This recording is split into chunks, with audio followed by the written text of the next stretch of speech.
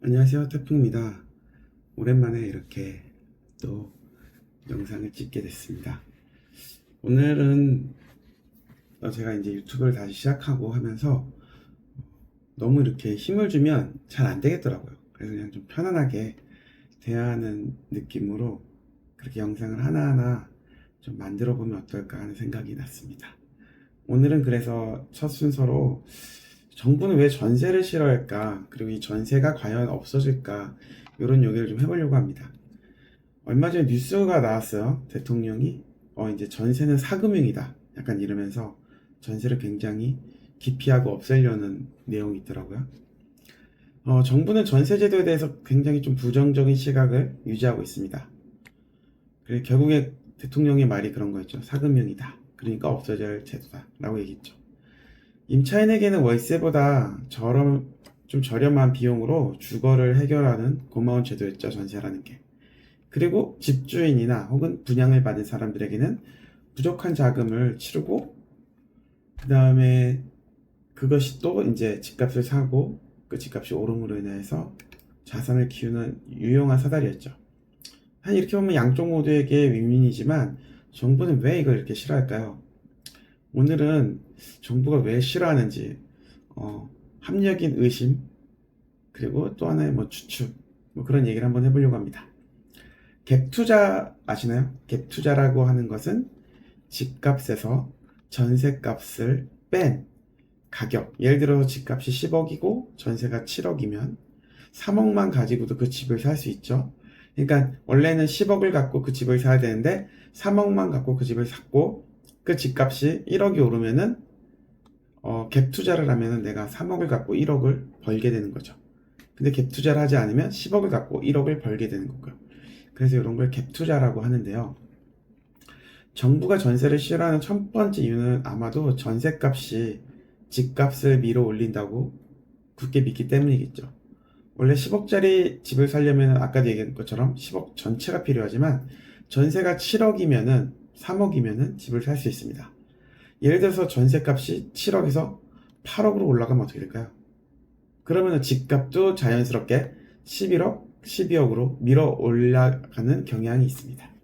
정부 입장에서는 전세 대출이라는 사금융이 집값 거품을 만드는 주범으로 보이는 거죠. 그리고 두 번째 또 세금 수입 문제입니다. 정부가 월세 소득에 대해서는 꼼꼼하게 세금을 거둘 수 있는데 전세 보증금에 대한 세금은 월세에 비하면 매우 미미하죠. 그렇기 때문에 전세 같은 경우에 정부 입장에서는 부동산 통제도 어렵고 세금도 안 거치는 눈의 가시 같은 존재입니다. 또 하나 있죠. 전세 사기.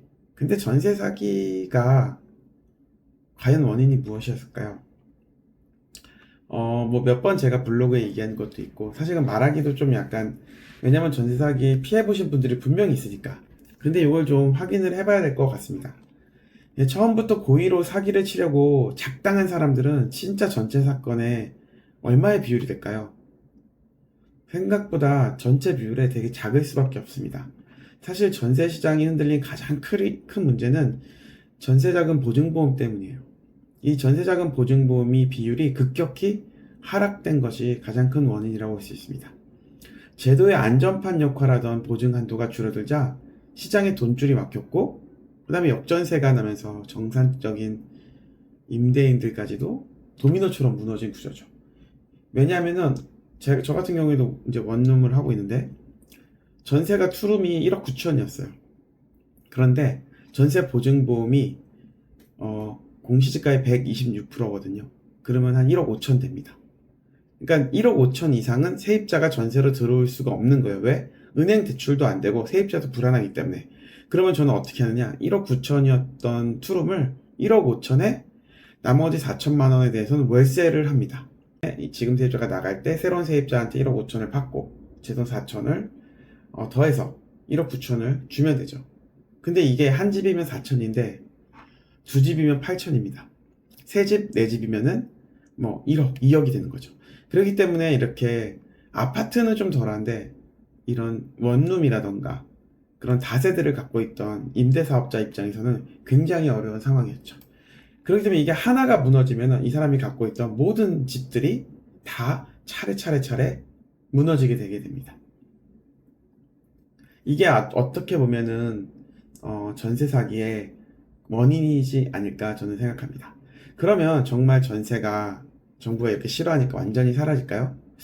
저는 추세는 감소하는 분위기지만 쉽게 사라지기는 어렵다고 생각합니다. 보증보험이 없어서 위험하다면은 전세권 설정 같은 강력한 법적 제도로 전세금을 지키는 대안도 있으니까요.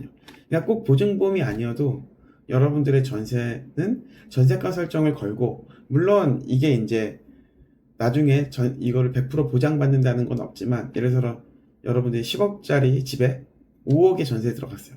그럼 전세권 설정을 5억에 걸어놓으면 나중에 이게 경매로 넘어가더라도 여러분은 이 5억에 대해서 지킬 수 있게 되는 거죠. 진짜 문제는 전세가 사라진 그 이유죠. 사실은 전세가 줄어들면 당연히 월세가 늘어나겠죠. 누군가는, 모두가 집을 살 수 없으니까.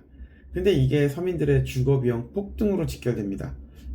이미 월세가 많이 올랐죠. 그런데 서울의 소득 수준을 글로벌 대도시와 비교해 보잖아요.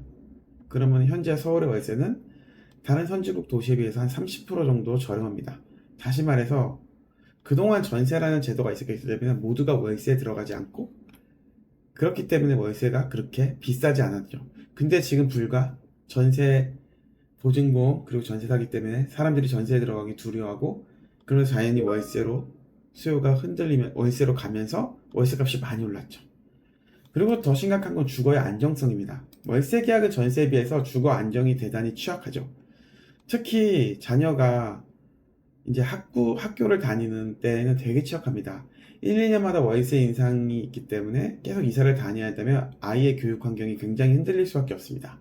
그래서 저도 예전에 강의 때나 상담 때 아이가 초등학교 들어가기 전 혹은 중학교에 입학하기 전에 우리 가족의 주거지를 어느 정도 고정해야 하는 가장 중요한 골든타임이라고 얘기를 했었죠. 그럼 이제 어떻게 해야 될까요? 그러므로 이제 지금 집을 살지 말지 고민 중이신 분들은 단순히 집값 변동만 볼 게 아니라 나의 자금 상황, 그리고 자녀의 나이를 반드시 고려해야 됩니다. 만약 당장 매수가 어려울 수 있죠. 당연히 어려울 수 있죠. 그래서 전세를 구해야 하는 상황이라면 제가 드린 한 가지 팁이 있습니다. 재건축이 될 아파트를 주목하세요. 이런 단지들은 연식이 오래돼서 집주인이 본인 실거주를 위해 직접 들어올 가능성이 상대적으로 낮습니다. 물론 재건축을 앞두기 때문에 재건축이 시작돼서 이주가 시작되면 이사 나가야 돼요. 그런데 조합이 설립되고 혹은 재건축을 준비하고 그 다음에 이주까지는 적어도 4, 5년의 시간이 필요합니다. 다시 말해 4, 5년의 기간은 여러분이 안정적으로 전세를 살 수 있는 거죠. 제도가 변하고 시장이 흔들려도 구조를 이해하는 사람은 길을 찾습니다. 오늘 분석해드린 전세시장 본질을 바탕으로 여러분 가정에서 가장 안전한 주거 전략을 세우시기 바랍니다. 진짜 오랜만에 이렇게 다시 마이크를 들고 그 다음에 좀 다르게 보이려고 카메라도 켜봤는데, 내용이 도움이 되셨다면 구독과 좋아요 부탁드리고요. 앞으로도 더 좋은 내용들, 꼭 부동산이 아니라 경제에 관련된 내용도 함께 올리도록 하겠습니다. 감사합니다.